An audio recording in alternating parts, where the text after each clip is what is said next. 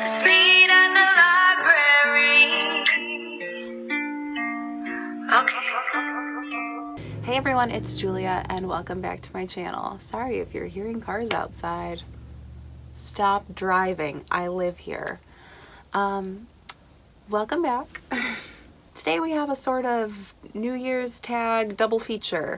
My friend Kara from Wild Book Garden got tagged in two different New Year's tags, and she just kind of combined them on her channel and tagged a few people, myself amongst them. So we're going to do them both. All of the original videos as well as Kara's video will be linked down below, if not up there also somewhere in here. But so the first one is it's a New Year tag, and then the second tag is New Year's resolutions tag. So I have these written down. And they are not verbatim because I didn't want to write down 23 questions fully. I'm lazy. So the first question of the It's a New Year tag says, do you do the Goodreads challenge? And if so, what is your goal for 2020? Yes, I do the Goodreads challenge, and my goal every year since I've started it is 52 books, which is one per week. That seems to be a reasonable, well, how do I make this make sense? It is a feasible goal for me. It's very easy overall for what I read, but this year I'm specifically trying to get to that 52 only in physical books because I found that I didn't reach that last year, probably not the year before either, maybe. And that's something I want to strive more towards, because the more I listen to audiobooks, I don't want my reading to be dependent on audiobooks. I want to use those different features of reading pretty equally, if not more, on the physical side of books. And I am counting ebooks along with physical books. So really, I guess I mean anything that I read with my eyeballs is going to count towards that 52 this year. Obviously, I can't change that on Goodreads, but I am keeping track of that in a bullet journal that I started for this year. So maybe we'll whip that out at some point in this video. Question number 2 is, what are some reading goals or challenges that you've set?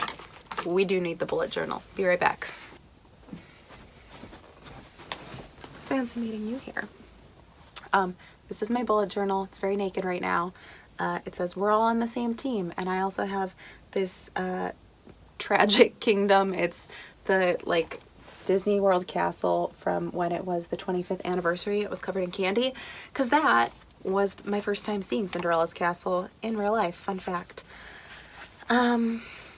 So, oh yeah, right here, 2020 reading goals. So this is the one book a week thing that I was talking about previously. And then my goals for each month this year are to read one Shakespeare play, because I'm trying to go through Shakespeare's works chronologically, even though that's kind of impossible, but as best to my ability. Read at least one classic per month that isn't Shakespeare. Obviously that could count, but like for example, this month I'm what's it called? I'm listening to Tess at the D'Urbervilles. Read at least one nonfiction and at least one author of color. So as you can see, I've completed half of my goals for the month so far. And those are just kind of my overall goals. I'm also going to continue doing my oldest TBR books video. So, well, not video. There will be a video for it at some point when I finally finish Outlander. But I'm taking the next 12 books from my want to read shelf that I actually own in real life, and I'm reading one of those a month. So Me Before You for January, which I also haven't started yet. Oops. There's my Shakespeare plays that I was telling you guys about. And then I guess technically this isn't really a reading challenge, but I am doing a different TBR challenge for each month of the year, just to spice it up. So look forward to those TBRs each month, because they're going to be fun. I'm particularly excited about February because it's inspired by my favorite booktuber. She's great. Question number 3 says, what is a reading habit you want to leave in 2019, and what is a reading habit you want to carry forward into the new year? I think one of my habits that I would like to get rid of is sticking with a book even if I'm not jiving with it. I only DNF'd 3 books this last year because I'm just really bad at DNFing. I think it's because I'm a Taurus and I'm stubborn. But I feel like I can't give up on a book because I want to thoroughly review it. And even if my review is, hey, this book was so-so, or like, hey, this book kind of sucked, like I want to be able to explain why to people. And so I feel like I can't DNF things for that reason, even though I just really should, because I think it would help me read more and enjoy reading more. And a habit that I want to carry forward into the new year, I would say more of listening to my audiobooks when I get ready in the morning. I'm pretty religious about listening them in the car. There are some times when I listen to music instead, but I would like to read them more or listen to them more as I'm getting ready, because then I can just, you know, that's a lot of time. Like that's at least an hour every day that I could be listening to a story. So why am I not? Question number 4 says, do you use any method of tracking your reading other than Goodreads? Obviously, you saw I have a bullet journal now. I do have a page in which I'm keeping track of like how much I'm reading per day. So if I'm reading, it has 1 line. If I read for at least an hour, it has 2 lines. Spoilers for my January reading. Ooh. As well as I'm keeping track of like what days I'm reading what books. So that's kind of fun. It's something I'm trying out. And then I'm also, I haven't done this yet, but I'm going to keep track of stats for each month. So like how many of each format of book. Does that make any sense? Like how many physical books, how many audio, ebooks, and the total. And I also use Bookly, which if you don't know, is an app that you can have on your phone. That's what apps are. And you basically like press a start button when you start reading, and then you press stop when you stop reading, and it keeps track of how much time you read a certain book, the speed at which you're reading the book. It makes predictions for how long it will take you to finish the book. It'll like make a graph of like how much you read per day while you were reading. It's really pleasing to me. It's like a bullet journal that I don't have to actually do. It just shows up on my phone as long as I push buttons. So I really love Bookly. I even pay for the Pro feature, which you don't need to do, but I do need to do. The next question is, did you get any books for the holidays that you want to prioritize in the new year? I did not get a lot of books for Christmas because everyone knows that I own a lot of books, and so they weren't trying to add to my burden. It's not a burden, but you know, like my mom is like, no, you don't get books. Actually, she did get me 1 book, but it was a book about books, so it was like cute and on the nose. Jocelyn sent me Miranda in Milan, which I'm really excited about because it's about Miranda from The Tempest, who's Prospero's daughter, and my favorite character from The Tempest. Oh, my favorite character in a Shakespeare play was a woman. What else is new? So I'm very excited about that. Also, Cara sent me The Glasstown Game by Catherine M. Valente. We're going to get into that one in a future question. But I'm also really excited about that one because it's about the Brontes when they were little. Ah! Question number 6 says, what was your first read for 2020 and how did you decide? I have a tradition that I've kept up for, I think this is the 4th year running, where I begin the new year with a choose your own adventure style book. So I've read both of Ryan North's novels, To Be or Not to Be, and Romeo and or Juliet, both of which are so good. Highly recommend. So funny. Especially if you are familiar with Hamlet or Romeo and Juliet. Like the more you know about them, I think the funnier they are. But even if you have just like a baseline knowledge, they're still a riot. And this year, sorry, I'm getting off track, and I've read like a Jane Austen one, and it's just a great time. So this year, because I've been really into The Walking Dead, I was like, oh, how about I pick up this one that's called How to Survive the Zombie Apocalypse. No, it's called Can You Survive the Zombie Apocalypse? And you're going to hear about it in my January wrap-up, but let's just say I should have went with a different one. Oh boy. I already have a full review for it on Goodreads, so if you want to spoil my thoughts on it, go ahead. Link will be down below. But that's how I chose that. Question 7 says, are there any series that you want to continue in the new year? Yes, I'm sure there are. Oh, I need to read Broken Throne, which is the short stories bind up for the Red Queen series. I love Red Queen, and you guys can fight me. It's fine. I've read the short story about Cal's mom already. I forget the name, but the rest will be new to me. So I think there's one about Farley. Why haven't I read that? I really like Diana. And there's like new ones, and we know Cal's my boy, so I should just really get to that. I think that's a solid answer. Let's just leave it there. Question number 8 is, whose content are you most excited to watch in the new year?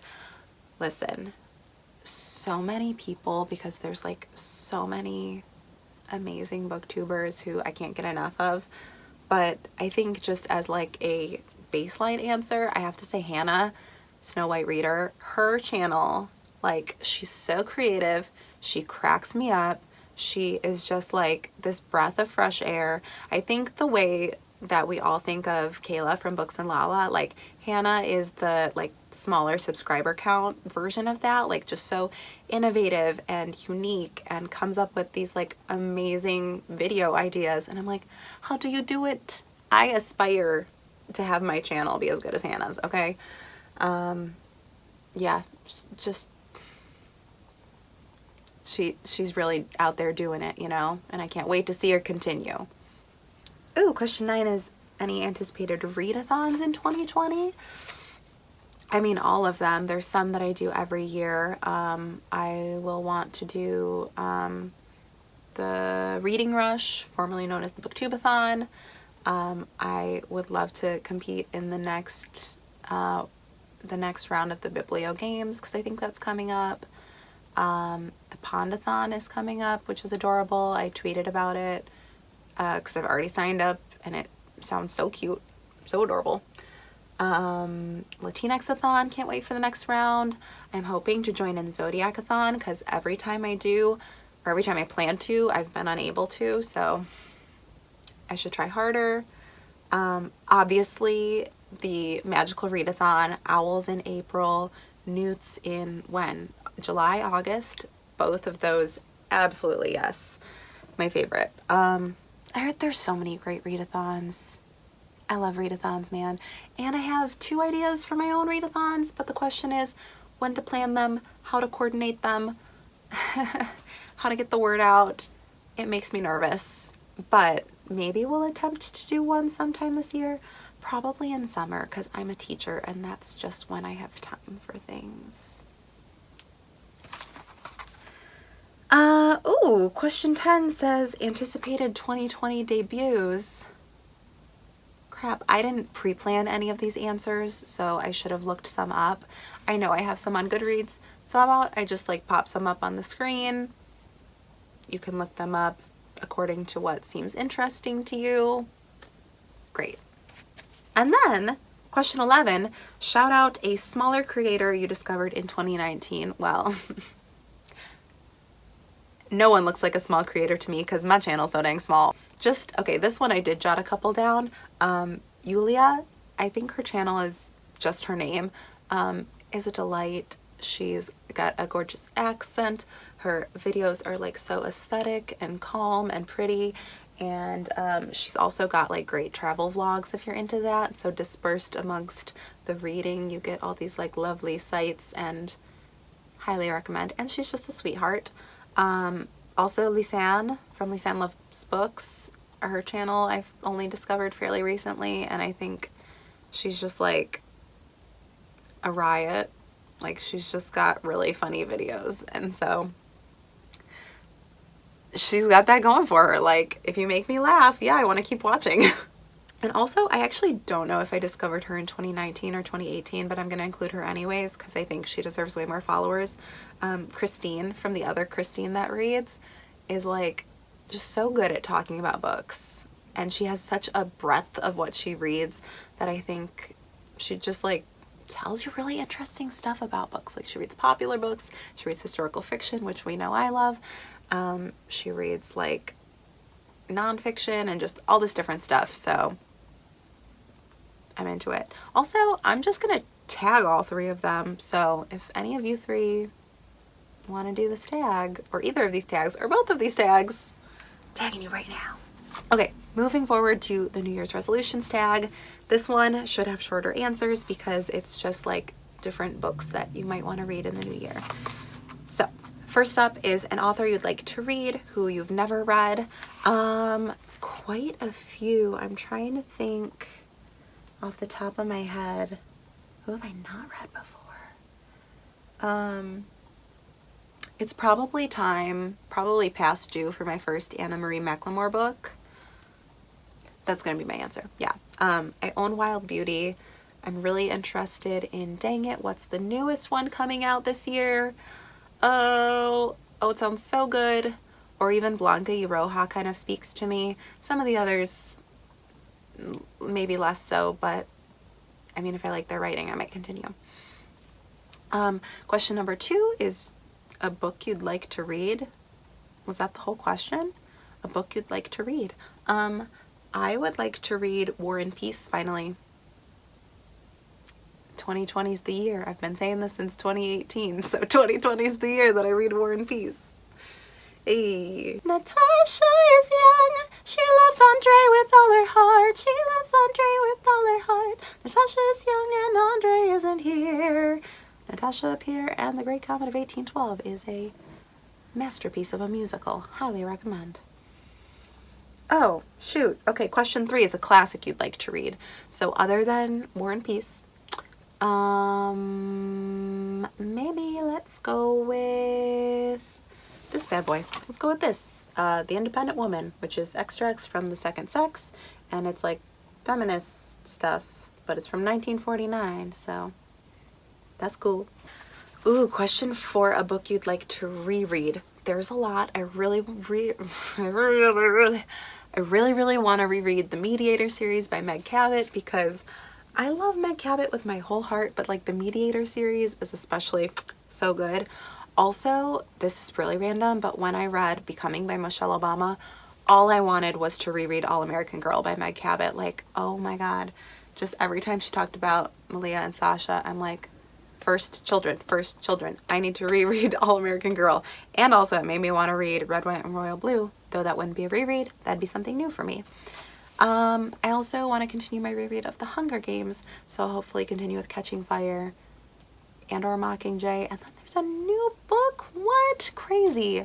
Can't even believe we're getting a prequel for The Hunger Games. Better be good. Oh, it better be good. Question number 5 is a book you've had for ages and want to read. Well, let's turn back to my list of my 12 oldest TBR books that I need to read.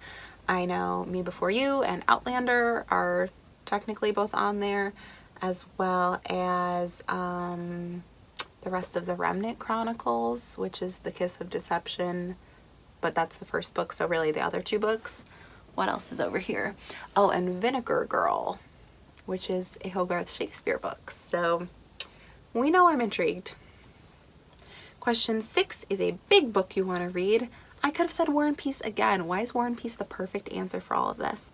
I guess I could say Thunderhead by Neil Shusterman.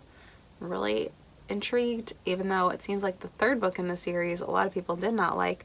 But I just want to say I read Scythe and loved Scythe before it became really popular. So I think I created the hype, even though no one knows that I read it first. Also, it's not a big book that I want to read, but a big book that I need to read is A Court of Mist and Fury. That way everyone who yells at me in my video complaining about ACOTAR can finally just give it a rest, because I told you guys really politely that I will read the 2nd book and I will give it a chance. I can't promise I'm gonna like it, but I'm gonna try to. Question 7 is an author you've previously read and want to read more from. Need I even say Shakespeare? I'm reading one Shakespeare play every month, so Shakespeare.